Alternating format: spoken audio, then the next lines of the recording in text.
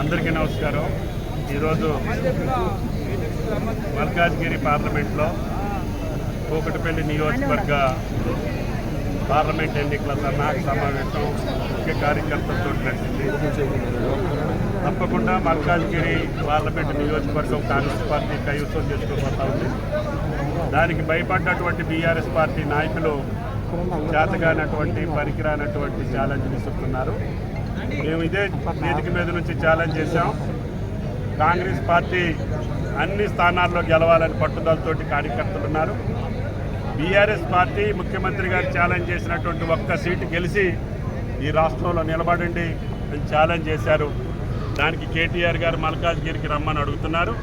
తప్పకుండా కేటీఆర్ గారు వస్తే మల్కాజ్గిరిలోనే ఓడించి కాంగ్రెస్ పార్టీ కార్యకర్త చేతిలో ఇంటికి పంపిస్తామని చెప్పి ఛాలెంజ్ చేశాం. దానికి అనుగుణంగా కాంగ్రెస్ కార్యకర్తలందరూ కూడా పట్టుదలతోటి కేటీఆర్ గారు వచ్చినా వాళ్ళ నాయన గారు వచ్చినా మల్కాజ్గిరిలో ఓడించి పంపిస్తామని చెప్పి పట్టుదలతో ఉన్నారు. దానికి ఆ ఛాలెంజ్ని స్వీకరించమని చెప్పి బీఆర్ఎస్ పార్టీని హెచ్చరిస్తున్నాం.